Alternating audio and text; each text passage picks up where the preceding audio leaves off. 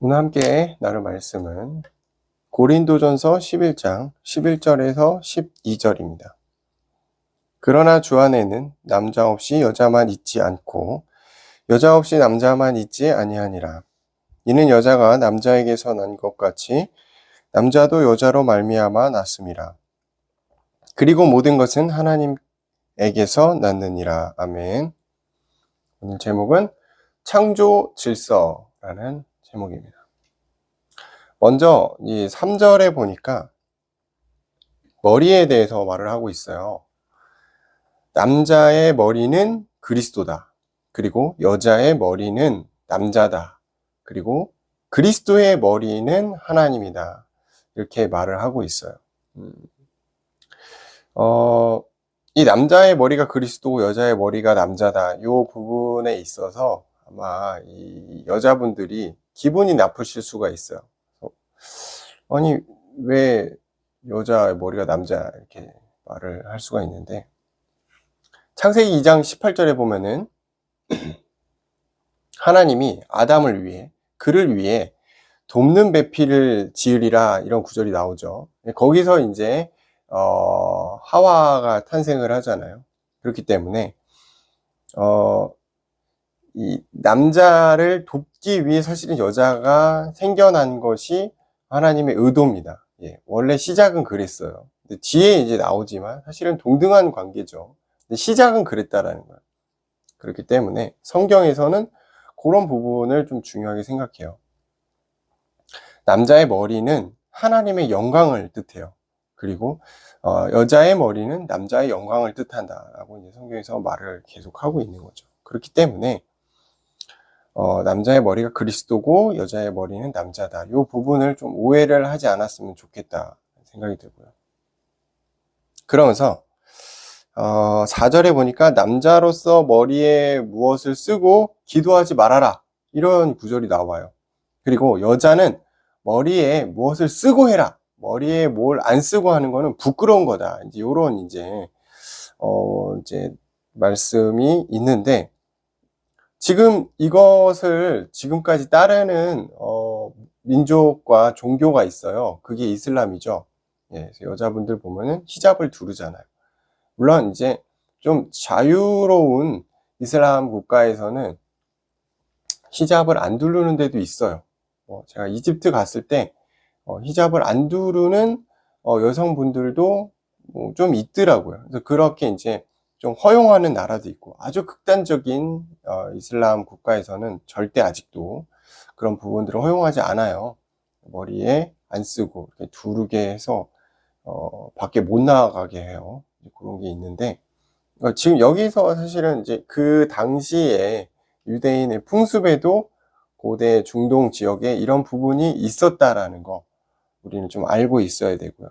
근데 사실 그게 약간 또 오해가 될 수 있는 게, 왜 남자는 안 쓰고 여자만 써야 돼? 불합리해? 이렇게 생각할 수가 있는데, 요런 거는 또 성경적으로 어떻게 해석을 하는 거냐면은, 남자가 머리를 가리게 되면은, 이건 뭐냐면은, 이 그리스도의 영광을 가리는 거다. 남성성을 상실하는 것이다. 이렇게 이제 성경에서는 얘기를 하고 있는 거예요. 그래서 남자가 머리를 가렸을 때 하나님의 영광의 가치가 상실된다. 그래서 가리면 안 된다라고 말하고 있고, 여자가 머리를 가리는 것은 옳다. 왜냐하면은 머리를 가리게 됐을 때 여자의 여성성이 상실이 되는데, 그러면은 남성에게 온전히 종속이 돼서 남성과 동등한 권위를 갖게 된다라고 이제 말을 하고 있는데, 사실 저도 아직은 100% 이해는 안 돼요. 그 여성성을 가리면 왜 안 되지? 이렇게 생각이 좀 들지만, 어쨌든 그 당시 풍습과 성경에서는 이렇게 얘기를 하고 있어요. 지금도 그러라는 게 아니에요. 지금은 그 시대가 아니기 때문에 상관은 없죠. 근데 의미는 받아들여져야 되는 부분이에요. 남자가 여자를 품고 여자가 남자에게 어떻게 보면 이제 종속되는 그런 부분들이 아직은 조금 있죠. 의미는 좀 남아 있습니다. 종속됐다라는 게 막 상하관계를 나누고 뭐 어디 속한다 그런 의미가 아니고, 같은 한 과정의 공동체로서 동등한 권위를 갖게 되는 그런 부분이 있다라는 거죠. 자, 그러면 오늘 이제 말씀의 제목처럼 창조 질서거든요. 뭐 이상한 제가 창조과학 이런 걸 얘기하려는 게 아니고, 성경에서 말씀한 창조, 그것에 대한 어떤 질서가 있다라는 거, 구조가 있다라는 거를 좀 나누려고 해요. 먼저 하나님이 이 땅을 만드셨어요. 모든 만물을 만드셨죠. 창세기 1장에 보면 나오잖아요. 이게 또 이해가 안 되고 받아들여지지 않으면은 사실 세상을 이해하기가 참 어렵습니다. 너무 복잡해지고, 그 사람 이제 무신론자인데 쉽지 않은 거고. 하나님이 만물을 만드시고, 마지막 날 인간을 만드셨죠. 왜 그러셨냐? 중요하니까 인간을 마지막 날 만드신 겁니다. 첫째 날 인간을 만들었으면 얼마나 힘들었겠어요. 빛도 없고 아무도 없는데 그냥 암흑 가운데 인간 동그라니 이렇게 딱 있었을 거 아니에요. 모든 걸 다 갖춰놓고 인간을 만드셨는데, 어떻게 보면 인간에게 선물을 주신 거죠. 인간이 잘 하나님 섬기며 영광 돌리며 살 수 있도록 모든 것을 다 서포트한 다음에 인간 딱 만들어서 야, 잘 살아봐, 이제 이런 거죠. 그래서 인간을 만드셨는데 성경에는 어떻게 나오냐면 아담만 만들었어요. 처음에는 한 명만 딱 만들었단 말이에요. 근데 하나님 보시니까 아담이 이제 혼자 있으니까 너무 외로워 보이는 거죠. 그래서 혼자 있는 것이 좋지 못했다. 그래서 돕는 배필을 짓겠다. 그래서 또 나오죠. 창세기 2장 18절에 그를 위해 돕는 배필을 지었는데 그게 하와예요. 아담이 잘 때 갈비뼈 하나 빼가지고 흙으로 만들어가지고 생기를 넣고 하와를 만들었죠. 그래서 이제 아담이 보고서 하와를 보고서 내 뼈 중에 뼈, 살 중에 살이라 이렇게 이제 표현을 했단 말이에요. 그래서 이제 가정을 이루고 사는 거죠. 이제 아담에 대해서 어떻게 얘기할 수 있냐면 아담은 하나님의 최고의 작품 중의 작품, 물론 하와도 마찬가지. 그리고 하나님의 말씀을 최초로 받았죠. 하나님과 대화했으니까 하나님의 말씀을 받아서 하와에게 전달하는 역할을 했어요. 그래서 인간의 어떤 대표적인 원리를 띠고 있는 것이 아담입니다. 그래서 이제 아담이 죄를 짓잖아요. 나중에 창세기 3장에 선악과를 먹는 죄를 짓는데 그 아담의 죄가 모든 인류에게 전가가 돼요. 그리고 그 죄성이 모든 인간에게 남아있게 되는 거죠. 왜 그러냐? 아담이 대표의 원리를 갖고 있기 때문이었습니다. 자, 그래서 우리가 좋든 싫든 최초의 인간인 아담에 의해서 우리가 태어났기 때문에 아담의 어떤 습성, 어떤 그 죄성, 그런 것들이 다 갖고 있어요. 모든 사람에게. 많은 사람들이, 무신론자들이 이 땅의 어떤 생겨남이 창조가 아니고 자연스럽게 진화된 것이다 라고 또 얘기를 해요. 진화론도 얘기하고 하는데, 그래서 무에서 자연스럽게 이 우주나 모든 것들이 생겨났다, 빅뱅 이론 이런 거 얘기를 하는데 그게 절대 그럴 수가 없는 거고, 하나님의 이 창조주의 계획 그리고 의도로 의해서 창조됐다라는 거예요. 자연스럽게 생겨난 게 아니에요. 하나님이 의도를 가지고 만드셨다라는 거를 잘 알고 있어야 돼요. 그게 창조의 질서입니다. 그래서 모든 것은 창조주의 의도에 따라 질서를 갖게 되는 거예요. 그쵸. 모든 이 자연 환경에도 질서가 있죠. 해와 달과 별이 질서를 가지고 움직인단 말이에요. 때가 되면 해가 뜨고 때가 되면 또 달이 뜨잖아요. 이게 신기한 거지만 사실은 하나님의 절대적인 이 섭리의 질서 속에서 움직이고 있는 것이다. 자, 그리고 기후, 바람이 불고 비가 오고 눈이 오고 인간이 이거를 어떤 현상을 통해서 예측을 하는 거지 몇 년 뒤에 비가 올 겁니다. 알 수 있는 사람이 아무리 슈퍼컴퓨터가 뛰어나도 그걸 알 수가 없어요. 왜냐면 하나님의 섭리와 계획 속에 움직이는 절대 질서, 창조의 질서로 의해서 만들어지는 거기 때문에 절대 인간이 알 수가 없고 예측할 수도 없죠. 자, 우주, 우리가 알 수 없는, 아직도 너무나 이 미스테리한 이 우주의 세계, 많은 인간들이 노력하잖아요. 달을 한번 가볼까. 그 수많은 우주와 은하계를 질서를 가지고 하나님이 움직이고 계신다. 뭐 우리가 이제 쉽게 볼 수 있는 게 어떻게 보면 생태계거든요. 뭐 동물의 왕국 이런 것도 보면은 자연 생태계가 어떻게 움직여지는지 조금 볼 수 있죠. 저도 어릴 때 이제 자연 왕국 이런 거 보면서 야, 왜 사자는 저 불쌍한 사슴을 저렇게 사냥해서 먹냐, 막 이런 거 이제 막 너무 저 사자 나쁜 거 아니야? 뭐 이렇게 생각했는데 그게 먹이 사슬이죠. 자연스럽게 이게 순환하는 거예요. 예. 그래서 이제 최고 포식자가 죽으면은 또 이제 그거를 미생물이나 여러 이제 동물들이 또 막 먹고 또 막 그게 땅으로 다 이제 흡수되고 그래서 다시 돌아가죠.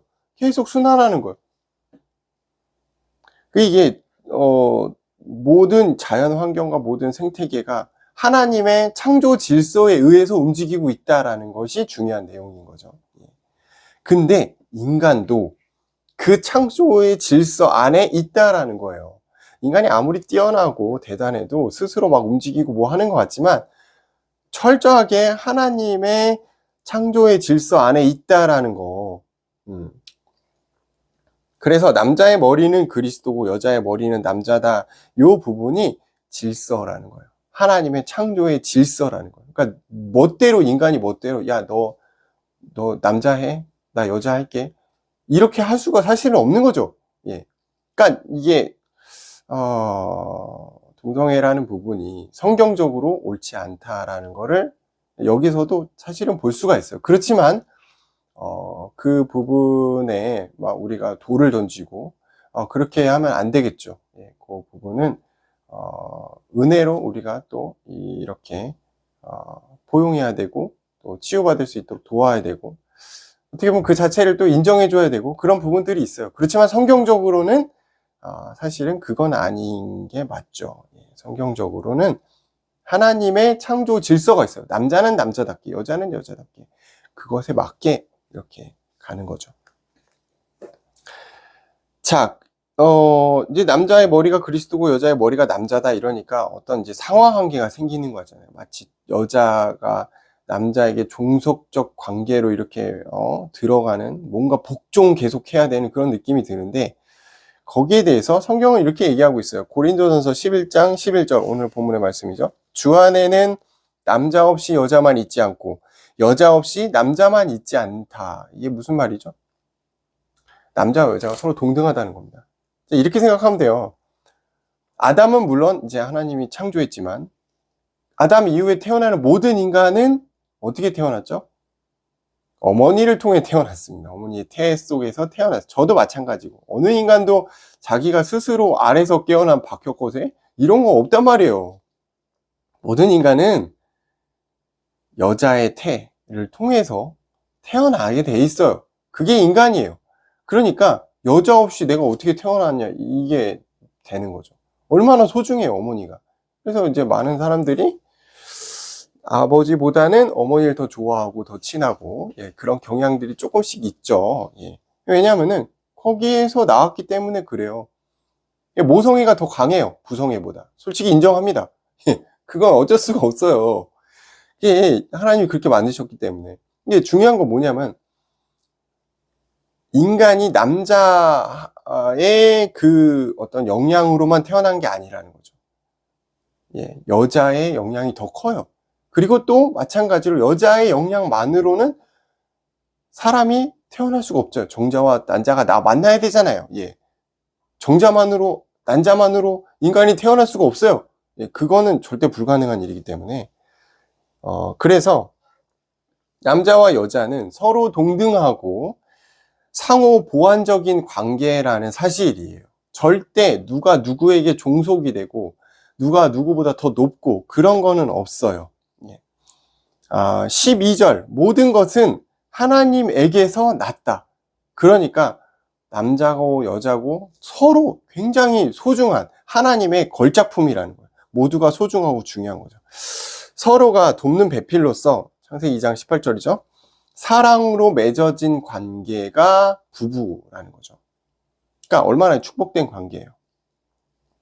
서로를 존중하고 서로를 배려하고 또 어떤 부분에서는 인정해야 되고 또 어떤 트러블에 있어서는 인내해야 되는 그런 관계다.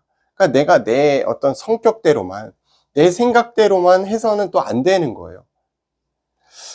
하나님이 만드신 하나님의 최고의 사랑의 걸작품이 상대방이기 때문에 우리가 그만큼 존중하고 배려하고 그게 맞는 거죠.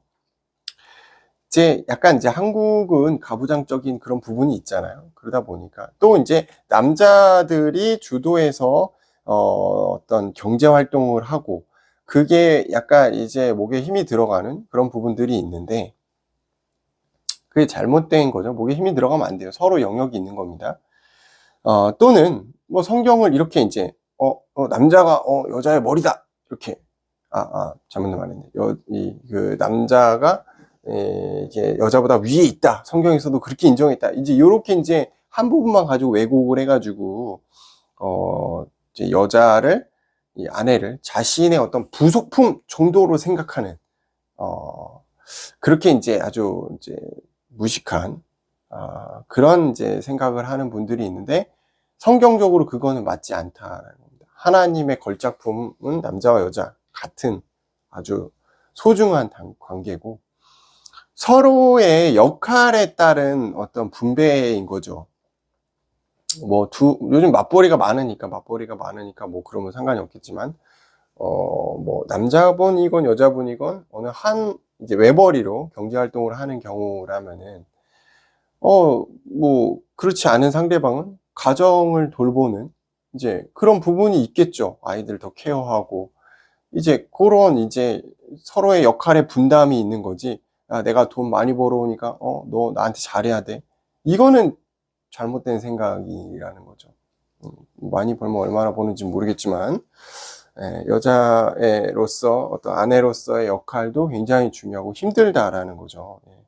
그래서 서로의 영역에서 역할을 하는 것이 부부예요.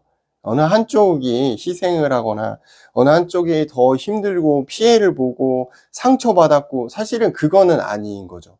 서로 존중하는 관계여야 되고 서로 힘든 부분들을 더 이렇게 나눌 수 있는 그래서 서로의 관계에서 굉장히 긴밀하게 연결되어 있는 그러니까 이게 오해하면 안 되는 게 야 나는 밖에서 돈 벌어오니까 이만큼 해야 되고 마치 생활이 분리된 것처럼 나는 돈 벌어오는 기계인가 이렇게 또 이렇게 피해의식을 갖고 생각할 수도 있고 또 아내 같은 경우는 또 나는 애들만 보는 그런 사람인가 이렇게 생각할 수 있는데 근데 서로 굉장히 긴밀하게 연결되어 있다라는 사실을 잊으면 안 돼요. 그렇게 분리되다 보면은 이혼하는 거죠. 살기가 힘들어져요. 굉장한 피해의식을 서로 갖게 된다라는 거죠. 그래서 서로의 관계에서 긴밀하게 연결된 존중받아야 하는 하나님의 서로 돕는 배필로서 역할을 해야 된다. 그게 하나님의 창조의 질서 안에도 또 들어가 있다라는 거죠. 그리고 서로의 신앙적 동반자로서 책임을 다해야 된다. 하나님의 영광을 위해 최선을 다해서 살아가는 존재가 부부다. 그러니까 이 가정의 행복만을 위해 살아가는 게 아니에요, 사실은. 각자의 삶의 목표는 뭐죠? 하나님의 영광을 위해 사는 것이다. 돈을 버는 것, 가정을 돌보는 것, 내가 무엇을 하는 모든 것이 하나님의 영광과 연관이 있어야 된다라는 건 사실은. 그게 굉장히 개인적인 어떤 목표를 이루기 위해 살아가게 되면은 우리는 하나님과 상관없는 사람들이 되는 거예요. 그리고 그 목표가 이루어지거나 목표가 깨졌을 때 우리는 더 이상 가정을 이루어야 될 이유가 없어지는 거죠. 하나님의 영광을 위해 살아가는 존재다. 자, 그리고 마지막으로 신앙적 부분의 질서가 있죠. 부부로서 신앙적 질서는 뭐냐면은 하나님이 그리스도에게 말씀을 전달하시죠. 말씀으로 선지를 창조하시고 말씀으로 전달하시는 그런 부분이 있고 그 그리스도가 남자에게 말씀을 전달하시죠. 여기 보니까 그리스도의 머리는 하나님이고 남자의 머리는 그리스도라고 그랬잖아요. 그렇기 때문에 이 남자가 그리스도로부터 말씀을 전달받고 이 남자가 또 아내, 여자에게 말씀을 전달하는 그런 구조, 질서적인 신앙적인 구조가 있다라는 거, 성경은. 그렇기 때문에 신앙적인 부분에서 남과 여가 서로 상호 보완을 하되 가정의 가장인 남자가 더욱 신앙적으로 견고하게 서 있어야 합니다. 근데 대부분의 가정은 아내분들, 여자분들이 더 신앙이 좋은 경우가 많아요. 왜 그런지는 잘 모르겠으나 정상적인 아주 신앙적인 가정은 남자들이 더 믿음이 좋아야 됩니다. 믿음이 좋도록 노력해야 돼요. 그를 위해 돕는 배필인 여자의 도움이 절실하게 또 필요한 것이고요. 그래야 하나님의 은혜와 영광이 여자에게 전달이 돼요. 이게 구조라는 거예요. 남자가 하나님의 은혜와 어떤 영광을 받고 그것을 여자에게 전달하고 그 은혜와 영광을 자녀에게, 여자는 자녀에게 전달하는 이 구조, 이게 이제 아주 정상적이고 아름다운 구조라는 거죠. 그래서 최종 목표는 뭐예요? 하나님이 기뻐하시는 가정이 되는 것이다. 사랑이 넘치는 가정, 이것도 맞지만 사실은 하나님의 영광과 은혜가 넘치는 가정이 되는 것, 그게 이 가정의 목표라는 거예요. 그래서 모든 것은 질서가 있습니다. 질서에 맞게 움직이고 있어요. 우리의 가정도, 우리 개인도 하나님의 질서 안에 들어와야 돼요. 그래서 하나님이 만드신 창조의 세계는 질서에 따라 지금도 움직이고 있다는 사실을 우리는 성경을 통해 확인해야 되겠습니다.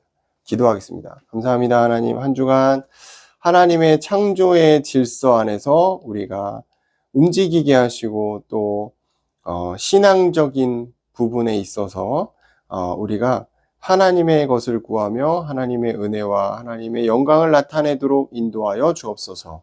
지금 우리를 구원하신 예수 그리스도의 은혜와 하나님 아버지의 사랑과 성령님의 역사하심이 한 주간 창조의 질서 안에 거하기를 원하는 모든 하나님의 자녀 머리 위에 지금으로부터 영원토록 함께 있을지어다. 아멘.